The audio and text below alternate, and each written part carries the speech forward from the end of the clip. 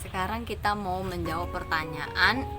Ada yang sering nanya, subscriber mau tanya, Kak, kalau seandainya buka toko atau warung modal 1 juta bisa apa enggak ya?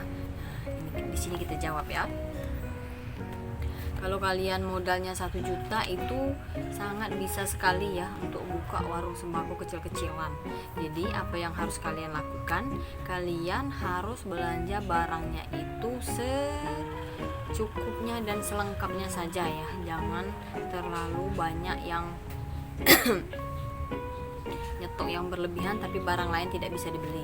Nah, jadi kalau uang 1 juta, pastikan kalian itu beli gulanya 1 kilo, beli terigu 1 kilo, beli minyak yang seperempatan 1 kilo, terus beli telur 1 kilo ya, sudah itu.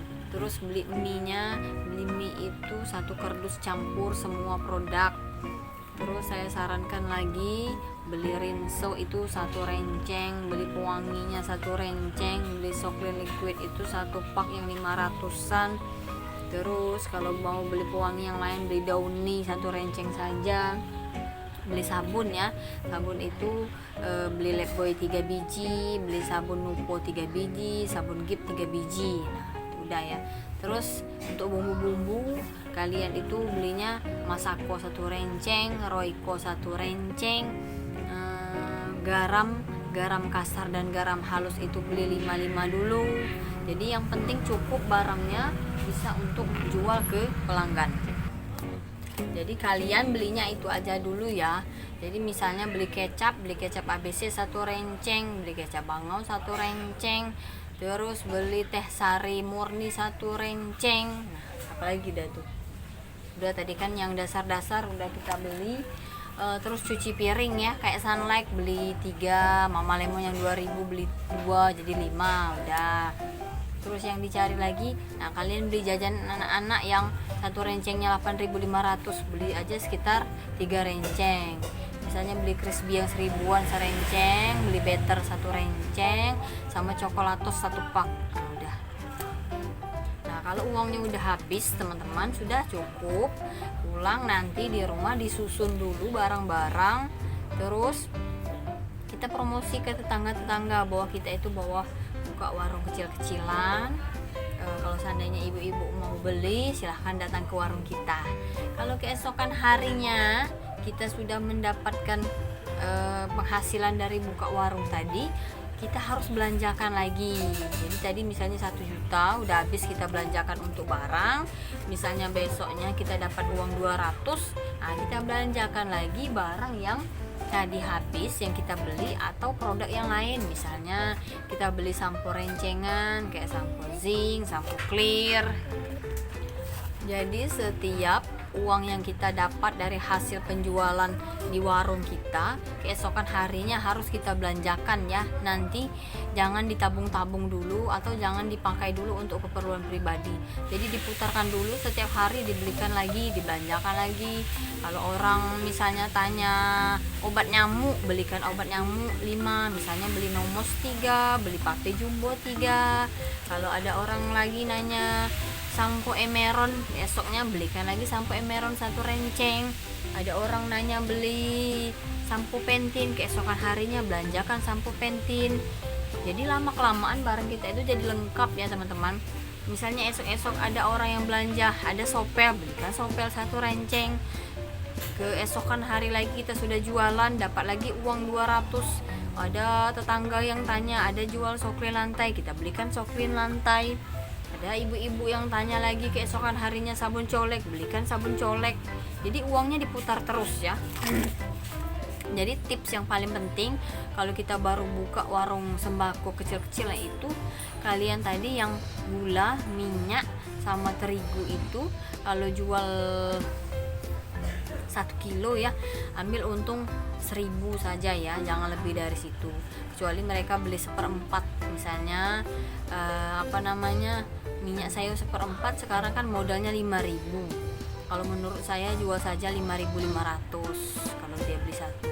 Kalau kita ada tetangga yang tanya ada nggak jual minyak Fortune yang 1 kilo, seandainya modalnya itu 18.000, keesokan hari kita beli kan, terus kita jual saja 18.500. Nggak apa-apa, ambil untung 500 ya teman-teman, nggak akan rugi kalian itu. Atau gula, kalau ada orang yang nanyain ada nggak gula 1 kilo, misalnya gula itu modalnya 12.500 sekarang ya, nah kalian jual saja 13.000 atau 13.500. Saya yakin pasti tetangga-tetangga di sekitar bahkan balik lagi belanja ke toko kalian. Dan ingat bahwa toko kalian itu lumayan murah, maksudnya ada selisih dari toko yang besar atau semi grosirnya. Jadi kalau kita warung sembako kecil-kecilan itu selisihnya cuma 500 atau 1.000 rupiah, biasanya orang itu nggak jadi masalah. Tapi kalau selisih di warung sembako kita yang kecil-kecilan dengan toko semi grosir itu sekitar 1.000 sampai 2.000, mereka itu biasanya malas untuk belanja ke warung sembako kecil-kecilan. Jadi menurut saya nggak apa-apa, kalian untungnya 500 sampai 1.000, yang penting berputar dulu uangnya, barang belanjaan itu habis nanti dibelikan lagi. Yang paling penting itu kalau menurut saya teman-teman, walaupun sekarang warung sembako kita masih kecil, tapi kalian mimpinya harus besar ya. Terus berdoa dan berusaha, semoga satu saat warung sembako kalian itu bisa menjadi warung yang besar, toko semi grosir yang besar. Mudah-mudahan ada jalannya pokoknya. Sekali ya, kalau kita buka warung sembako yang kita sudah belanjakan barang-barang dengan modal 1 juta tadi, 1 juta yang tadi ya, jangan sekali-kali kalian mau nambahin modal di warung kalian itu kalian pinjam uang rentenir dan pinjam uang dari bank. Kalau menurut saya jangan dulu lakukan itu ya, apalagi kalau kalian pinjam uang rentenir, itu bahaya sekali, karena pasti dijamin rata-rata nggak akan bertahan lama warung kalian itu. Jadi kalian itu pelan-pelan saja ya, ikuti saja prosesnya, jangan mau langsung dari warung kecil langsung mau ke warung besar. Impiannya, kepengennya seperti itu karena mau minjam uang bank, itu mau penambahan modal.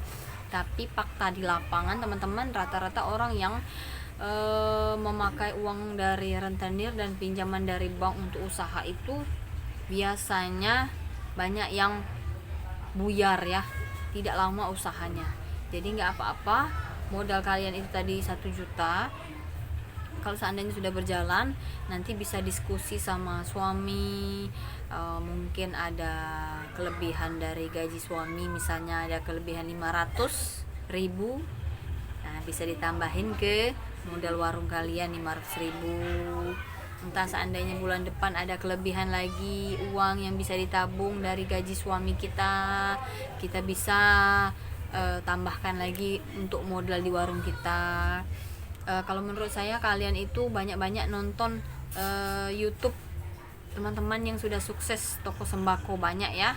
Rata-rata orang yang sukses itu biasanya mereka itu mulainya dari nol, dari bawah ya. Ada yang buka warungnya cuman jualan, pertama jualan es minuman es saset, jualan pop es, marimas, lama kelamaan banyak yang tanya mau beli ini mau beli itu, dia jualin lagi, dia beliin lagi barangnya.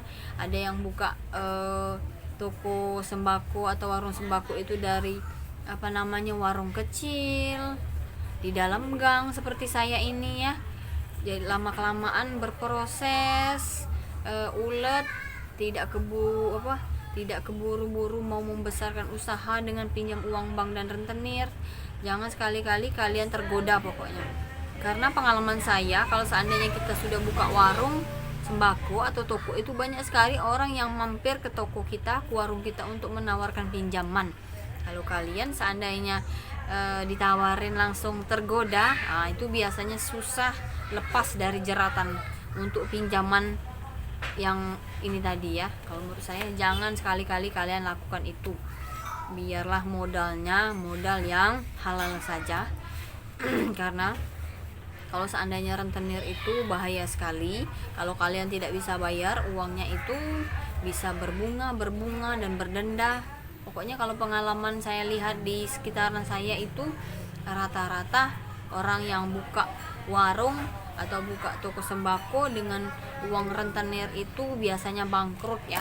Jadi yang kita harapkan tidak seperti itu ya, walaupun usaha kita ini kecil tapi mudah-mudahan bisa mencukupi minimal untuk kebutuhan dapur kalau kita ibu-ibu ya, untuk belanja anak-anak kita, untuk jajan anak-anak kita alhamdulillah cukup. Jadi yang satu ini sangat penting sekali ya, jangan sekali-kali kalian melakukan pinjaman dari rentenir dan bank, karena kalau kita sudah melakukan itu kalian setiap bulan harus pusing memikirkan tagihannya.